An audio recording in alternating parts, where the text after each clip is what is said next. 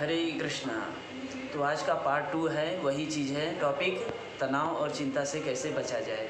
तो तनाव है क्या, तनाव होता क्या है और किस कारण से होता है और इसे हमें दूर करने की विधि क्या क्या है। तो आइए चलिए फिर से जानते हैं हम आगे की ओर। तो भगवान गीता में कह रहे हैं, ममय वांसो जीव लोके जीव भूता सनातना। इस संसार में जितने भी जीव हैं सब मेरे ही अंश है। भगवान श्री कृष्ण हमारे पिता हैं। गीता में कह रहे हैं भगवान, पितामहस्य जगतो माता धाता च पितामह, कि भगवान कह रहे हैं अपने बारे में कि मैं ही तुम्हारा पिता हूँ, मैं ही तुम्हारा माता हूँ, मैं ही तुम्हारे आश्रय प्रदान करने वाला हूँ। और पितामह मतलब कि मैं ही तुम्हारा बाबा भी हूँ। तो सब कुछ भगवान श्री कृष्ण है, उन्हीं से ही सब कुछ उत्पन्न हुआ है। ये संसार, ये सृष्टि, ये ब्रह्मांड सब कुछ उन्हीं के द्वारा निर्मित है और विनष्ट भी उन्हीं के द्वारा ही होता है। भगवद गीता में साफ साफ अर्जुन से बता रहे हैं। तो हम जब तक आत्मा के स्तर पे नहीं आएंगे तब तक यह ज्ञान हम ले ही नहीं सकते हैं। हमें आत्मा के स्तर पे आना होगा। अभी हम देहात्म बुद्धि के स्तर पे हैं। देहात्म बुद्धि का मतलब होता है कि शरीर, देह आत्मा, मतलब इस शरीर को हम आत्मा समझ रहे हैं, देहात्मा। तो हमें आत्मा के स्तर पे आना है। देह अलग है, आत्मा अलग है। आत्मा सच्चित आनंद है और देह पंच महाभूतों से बना है, पृथ्वी, जल, अग्नि, वायु और आकाश से। तो ये चीज़ हमें ज्ञात होना चाहिए। मृत्यु के बाद जो है ये यहीं पे समाप्त हो जाता है, लेकिन आत्मा का कभी अंत नहीं होता है। न हन्यते हन्य माने शरीरे, शरीर की हत्या होती है लेकिन आत्मा की हत्या नहीं की जा सकती है।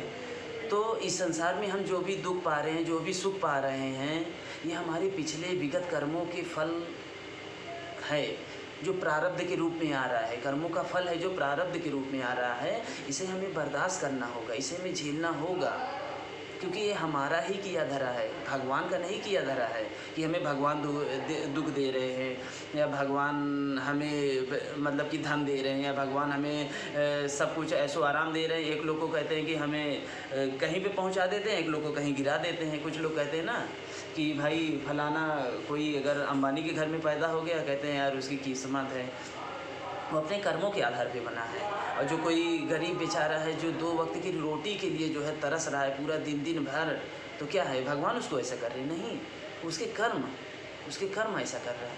कोई व्यक्ति जो है, कोई लंगड़ा पैदा हो रहा है, कोई अपाहिज है, कोई अंधा है, कोई लूला है, हाँ, शरीर से विकलांग है, वो कौन कर रहा है, भगवान कर रहे हैं, नहीं कर रहे हैं। उसके कर्म ऐसा है जो उसे उस तरह शरीर प्रदान किया जाता है। तो इस चीज़ को हमको समझना पड़ेगा।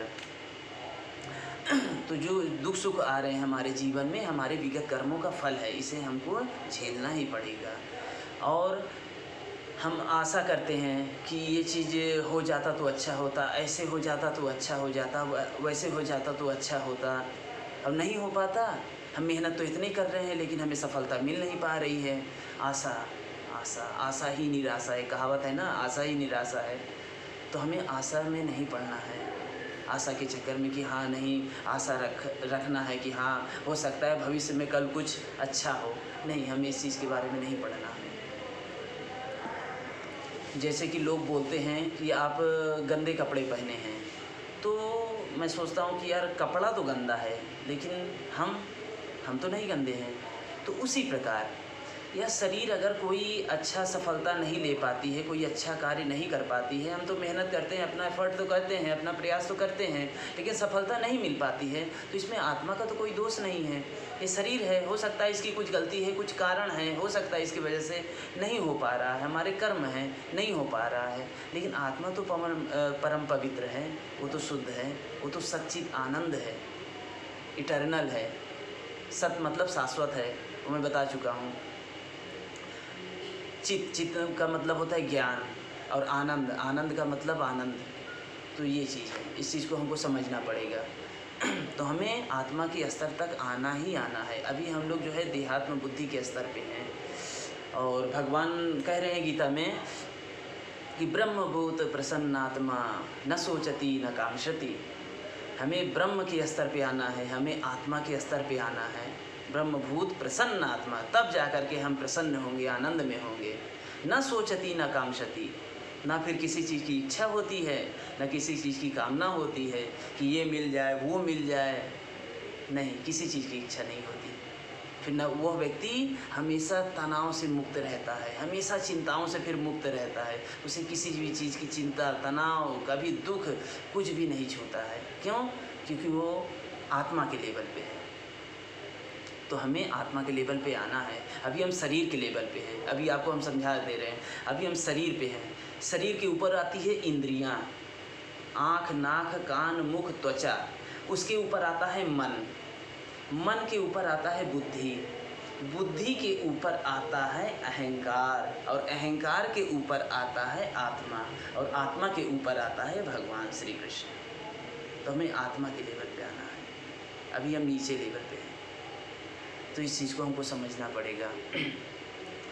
इसीलिए प्रत्येक जीव को, भगवान कह रहे हैं, प्रत्येक जीव को कृष्ण भावना भावित होना ही चाहिए। प्रत्येक जीव को कृष्ण की शरण में जाना चाहिए हमें, और भगवत गीता को अपने जीवन में उतारना चाहिए, पढ़ना चाहिए।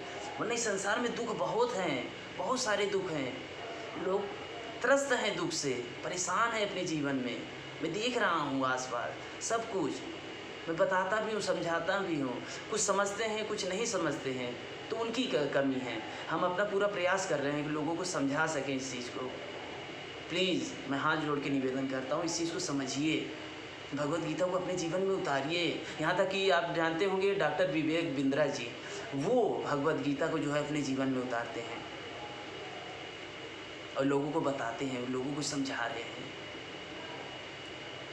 और अच्छा आनंद के लिए बस वही है, हरे कृष्ण कृष्ण कृष्ण हरे हरे, हरे राम राम राम हरे हरे। इस महामंत्र का जप हमेशा करते रहिए, हमेशा आनंद में रहेंगे और सुखी रहेंगे। हरे कृष्ण।